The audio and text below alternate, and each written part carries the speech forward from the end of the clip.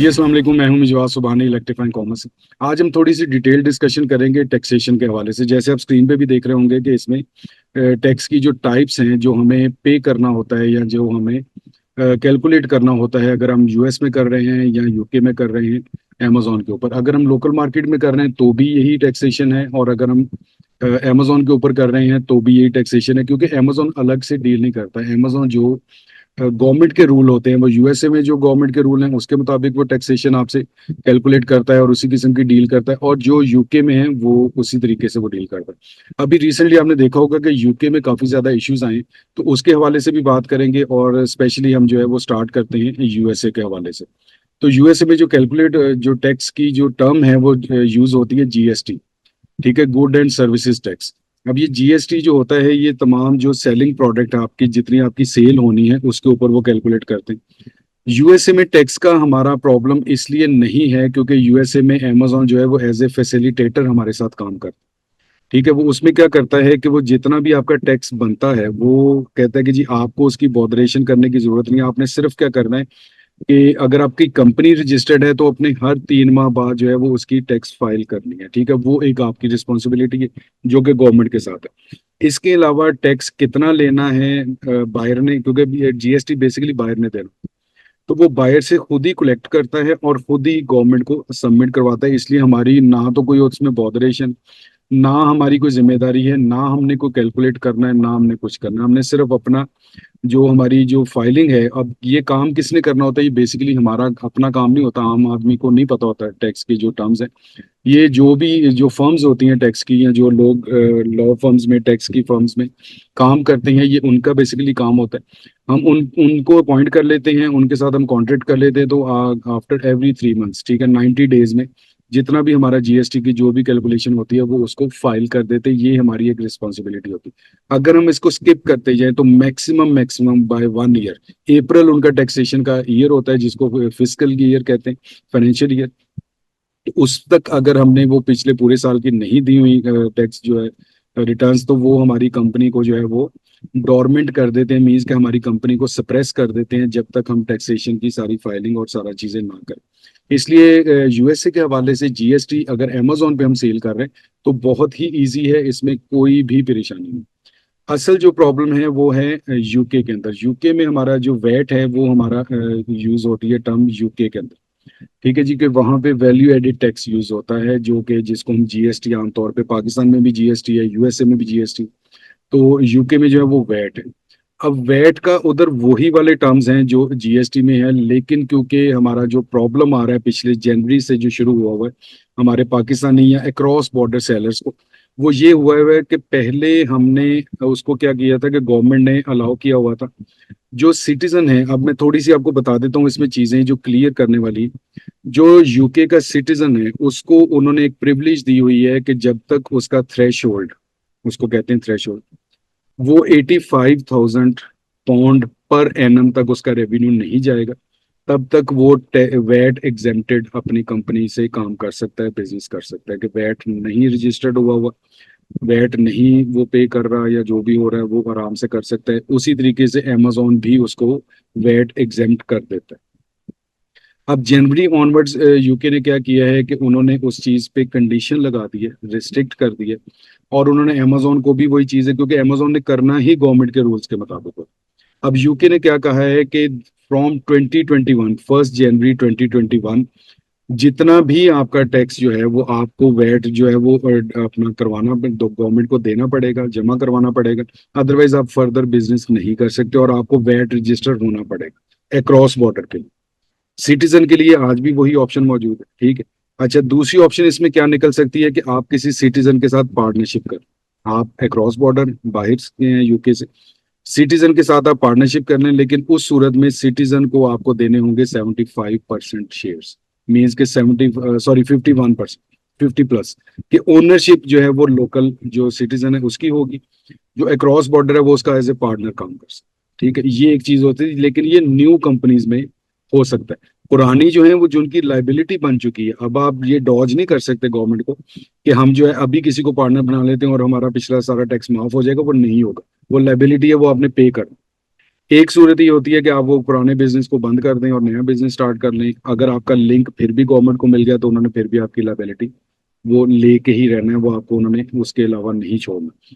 अब इसमें जो है वो बहुत से बिजनेसेस बंद हुए हैं, बहुत से लोगों ने अपने बिजनेसेस सेल कर दी। अच्छा, इसमें अमेजोन क्या डील कर रहा है कि अमेजोन आपको कुछ अर्से बाद जो है मतलब कह लें कि वन बाय वन करके वो मेल्स कर, जिसको वो ईमेल आ जाती है उसको फिर फरार का रास्ता खत्म हो जाता है उसके। अब उसमें क्या होता है कि उसकी इन्वेंट्री अगर अमेजोन के पास पड़ी, अगर तो इन्वेंट्री नहीं पड़ी हुई तो वो तो बिजनेस समझेंगे बंद हो गया, जब तक वो क्लियर नहीं करता एनओसी वो गवर्नमेंट से लेके अमेजोन को नहीं देता तब तक वो बिजनेस कर सकता। दूसरा आ जाता है कि जो एफबीए कर रहा है जिसकी इन्वेंट्री अमेजोन के पास पड़ी, एक तो अमेजोन के पास जो पैसे है वो उसने अपने पास रख लेने। दूसरा उसने कहना है कि अब सारी कैलकुलेशन के मुताबिक आपका टैक्स बन रहा है सपोज कह लें कि 1000 पाउंड, आपकी इन्वेंट्री और आपके पैसे सारे जो हैं वो बन रहे हैं 1200 पाउंड, तो वो 1000 पाउंड को सप्रेस रखेगा अपने पास, ठीक है, जब तक आप उसको एनओसी नहीं दे देते। 200 पाउंड की जो आपकी इन्वेंट्री है उसको वो कहेगा इस पे आप बिजनेस कर, ठीक है। ये चीज अमेजोन ने की हुई है क्योंकि अमेजोन ने अपने अपना बिजनेस करना है, अमेजोन गवर्नमेंट के साथ अपना कह लें कि अटैच होके उनकी पॉलिसीज के तहत ही करेगा, अदरवाइज वो नहीं करता, आपको कोई भी किसी की भी किस्म की छूट नहीं देता। ठीक है जी। तीसरी चीज इसमें आ जाती है, अब मेरा ख्याल है कि मैंने यूके के हवाले से काफी क्लियर आपको बता दिया कि अक्रॉस बॉर्डर के लिए वैट रजिस्टर होना आज की डेट में बहुत जरूरी है। अब जो नए बिजनेस स्टार्ट कर रहे हैं उनके लिए तो बिल्कुल आसानी है, वैट रजिस्टर हो और अपना वैट कैलकुलेट करके चलें। अच्छा, दूसरी चीज, यूके में अभी तक अमेजोन फैसिलिटेटर नहीं बना कि वो खुद ही रिसीव करे और खुद ही जमा करा दे जैसे यूएसए में करता, वो अभी नहीं कर रहा। हो सकता है कि आप 2-4 माह बाद, 6 माह बाद, साल बाद वो कर दे, शुरू कर दे, क्योंकि रिस्ट्रिक्शन आ गई ना। पहले रिस्ट्रिक्शन नहीं थी इसलिए अमेजोन ने नहीं किया वो चीज। लेकिन अभी फिल वक्त जो हमें है कि जो प्रीवियस जो पुराने बिजनेस हैं उनके लिए मैं ऑलरेडी बहुत ज्यादा काफी कंटेंट प्रोड्यूस कर चुका हूँ, काफी उनको बता चुका हूँ कि वैट को किस तरीके से कैलकुलेट करना है या किस तरीके से उसको पे करना है और कहाँ से आपकी जान छूट सकती है, कैसे आप कर सकते हैं। अभी जो नए बिजनेसेस हैं उनको लिए अंडरस्टूड है कि वो वैट रजिस्टर्ड होंगे तो वो बिजनेस कर सकेंगे।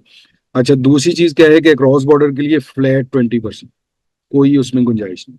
सिटीजन के लिए 7.5% है, ठीक है। अब ये जो कंडीशन है, ये जो छूट है, ये जो आपको एक आसानी मिल रही है टैक्स के अंदर, ये तभी मिलेगी जब आपका पार्टनर होगा वहां का लोकल जिसके के 50% से ज्यादा शेयर, ठीक है। उसको 51% कह लें या 70% कह लें, ठीक है, लेकिन ओनरशिप उसकी हो, ठीक है, आप एज ए पार्टनर तो आप ये चीज कर सकते हैं। अदरवाइज जो है वो आप ये भी चीज आपको 7.5 की प्रिविलेज नहीं मिलेगी, आप 20% फ्लैट ही पे करेंगे, ठीक है। अब इसमें देखना क्या होगा कि जो होलसेल के लोग हैं उनको ये देखना होगा कि अगर उन्होंने जो पुराने जो काम कर रहे हैं उनको क्या हो रहा है कि उन्होंने क्योंकि रिसीव तो किया नहीं हुआ टैक्स, बाहर से तो नहीं लिया उन्होंने टैक्स, अब उनको अपनी जेब से देना पड़ रहा है, इसलिए वो बिजनेसेस को बंद कर रहे हैं। ये पाकिस्तानी सोच नहीं कर रहा है कि हमने गवर्नमेंट को नहीं देना, ऐसा कोई चीज नहीं है, वो सिर्फ पाकिस्तान में ही, किसी कहीं और नहीं।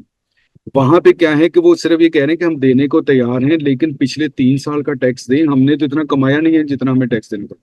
फिर प्राइवेट लेवल के लोग जो हैं वो इसमें तंग हैं कि प्राइवेट लेवल को दो तरीके से टैक्स देंगे। एक, जो उसने प्रोडक्ट बेची उसके ऊपर वैट, प्लस उसने जो एडवर्टीजमेंट की है जो कि वैसे ही हमारा एक्सपेंस होता है उसके ऊपर भी टैक्स देना है। तो अब कितने ऐसे लोग जिनको मैं खुद जानता हूँ पर्सनली, वो कहते हैं कि यार हमने प्राइवेट लेवल में उतना इन्वेस्टमेंट नहीं की या उतना कमाया नहीं है जितना हमसे हमें वो टैक्स देना पड़ा, तो उन्होंने भी अपने बिजनेसेस को बंद कर दिया है। जो इन्वेंट्री थी वो औने पौने इधर उधर बेच बूझ के वो बिजनेस को ताला लगा चुके, वाइंड अप कर चुके, क्योंकि उसमें से कोई चीज निकालना वो कोई ऑप्शन नहीं है। सिर्फ ये है कि उसको बंद करें, सारा कुछ खत्म करें, एक नए सिरे से नए नाम के साथ अपना नाम आएगा तो फिर आप कहीं ना कहीं लिंक कर जाएंगे उसके साथ, ठीक है। तीसरी चीज होती है इसमें इनकम टैक्स। इनकम टैक्स जो है वो जो यूएसए की 19 स्टेट्स ऐसी हैं जहाँ पे इनकम टैक्स नहीं, जीरो इनकम टैक्स, ठीक है। आप जितना मर्जी कमाएं, आपसे टैक्स नहीं लेती गवर्नमेंट, ठीक है। यूके में आपको इनकम टैक्स भी पे करना होता है, वो भी आपका क्या होगा कि इस साल का जो फाइनेंशियल ईयर है यूके का वो है उनका अपना सितंबर, 30 सितंबर तक आपने अपनी टैक्स की फाइलिंग करनी होती है, जिसको हम पाकिस्तान में आपने सुना होगा कि फाइलर और नॉन फाइलर। और बल्कि अभी ये जो फाइलर और नॉन फाइलर का जो इशू आया उस पर तो बड़ी अच्छी मीम्स भी बनी है और बड़े पोस्ट भी बन रही है। वो कहते जी ईद मुबारक कहना नॉन फाइलर को, सब 20% टैक्स है, और वो कहते जी कि नॉन फाइलर जो है वो नॉन फाइलर से ईद के दिन गले नहीं मिल सकता। तो ये सारी चीजें पाकिस्तान के अंदर है क्योंकि इनको बहुत देर बाद जाके याद आता है कि अच्छा ये भी कर दें, ये भी कर दें, फिर इतनी सख्ती। अब क्योंकि सहूलत की आदत पड़ेगा, जिस तरह यूके में देखें, लोगों को आदत पड़ी हुई है कि यार हम नॉन टैक्स अपना अपना वैट डिपॉजिटर जो है वो हम काम कर रहे हैं पिछले 2-3 साल से, 4 साल से। अब जब गवर्नमेंट ने कहा कि नहीं, आप 1 जनवरी 2021 से लेके अब तक का सारा टैक्स पे करें, अब क्योंकि पाकिस्तानी सोच है, वो कहते हैं यार हमने दूंगा बाढ़ में जाए, ठीक है बिजनेस हम बंद कर देंगे। एक जेन्युइन रीजन जो मैं कहता हूँ वो ये है कि वो उनका टैक्स बंद बहुत ज्यादा। आज के बाद जो बंदा बिजनेस करेगा या पिछले 3-4 माह से जो कर रहा है, उनको मैं यही मशवरा दे रहा हूँ कि टैक्स वैट रजिस्टर्ड होके ही बिजनेस करें। उसके मुताबिक अपनी देखें कि आपने क्या प्राइस रखनी है, किस तरीके से लेना है टैक्स, और किस तरीके से आपने गवर्नमेंट को डिपॉजिट करना है। ठीक है जी, तो ये बेसिकली एक ओवरव्यू था टैक्सेशन का। तो मैं उम्मीद करता हूँ कि इसमें काफी हद तक आपको कुछ चीजें क्लियर हुई होंगी। तो अब थोड़ी सी डिटेल इसकी और देख लेते हैं कि ये उसी चीजों को एलेबरेट किया हुआ है कि जीएसटी इन यूएसए, उसमें क्या हम कर सकते हैं। ठीक है जी, Amazon.com collect GST by itself and deposit to the government if applicable. अगर एप्लीकेबल है तो वो खुद ही वो मतलब कह लें कि अमेजोन कहते हैं जी मैं जानूं और गवर्नमेंट जाने, आपका कोई कंसर्न नहीं। ठीक है जी, उसके बाद seller don't bother to deal with GST, उसमें कोई ऐसा सिलसिला नहीं है। USA GST applicable on all goods and services site state wise. ठीक है जी, स्टेट वाइज है यूएसए में जितनी स्टेट्स है ना, वो आप समझे कि उतने मुल्क हैं। हर स्टेट का अपना है, किसी का 3.5% है जीएसटी, किसी का 6% है, किसी का 5% है, किसी का 6.2% है। ठीक है, किसी का नहीं है, जीरो है। ठीक है, जीएसटी भी जीरो है। इनकम टैक्स तो 19 स्टेट ऐसी हैं कि जिनका जीरो है। ठीक है, तो ये सारा उनका स्टेट वाइज है। यूके में एक ही रूल चलता है पूरे मुल्क में, यूएसए में कोई एक रूल इस चीज का नहीं, वो स्टेट वाइज है, हर स्टेट का अपना अपना। ठीक है जी, वैट का मैंने आपको बता दिया कि वैट ऑन गुड परचेज और VAT on Amazon fee, Amazon भी एग्जाम कर देता है अगर आपको गवर्नमेंट ने एग्जाम किया हो। नहीं किया हुआ तो आपने वो भी पे करना है, वो आपको एग्जेम्पशन नहीं मिलेगा। ठीक है जी, वैट रजिस्ट्रेशन का है वो आपको बता दिया है कि सिटीजन के लिए जरूरत नहीं है वैट रजिस्टर होने की, लेकिन क्रॉस बॉर्डर के लिए लाजमी जरूरत है। थ्रेश होल्ड का मैंने आपको बता दिया, 85,000 का थ्रेश होल्ड है with in year, with in physical year. ठीक है, वो अगर आप उसको टच नहीं करते तो तब तक आप विदाउट वैट रजिस्ट्रेशन सिटीजन वो कर सकते हैं काम है, क्रॉस बॉर्डर के लिए ऑप्शन नहीं। ठीक है जी, सम बॉर्डर अपना brands do business with VAT register. अब कुछ ऐसे ब्रांड्स हैं, आप अगर होलसेल का काम करते हैं तो वो काम ही करते हैं उनके साथ जो वैट रजिस्टर्ड होते हैं। ठीक है, अगर आप वैट रजिस्टर्ड नहीं है, वो कहते हैं सॉरी हम नहीं कर सकते।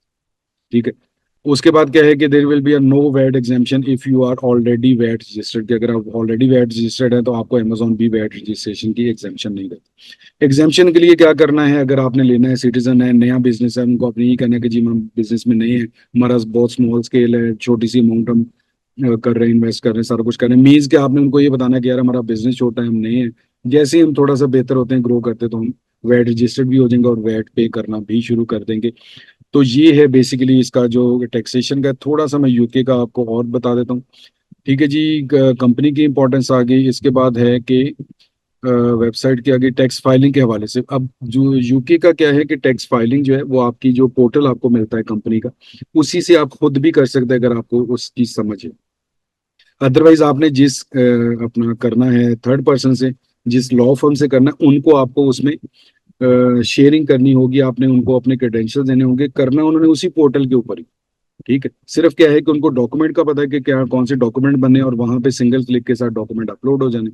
तो ये इस तरीके से वेब फाइलिंग हो जाती है, उसमें कोई ऐसा मुश्किल नहीं है। कोई टैक्स जो है वो अपना उसको सबमिट करवाना है, जिसको फाइलर होना कहते हैं, कि टैक्स को फाइल करना, कोई भी ऐसा मुश्किल नहीं है, कोई ऐसी टेक्निकल चीज। ठीक है, इट्स क्वाइट इजी।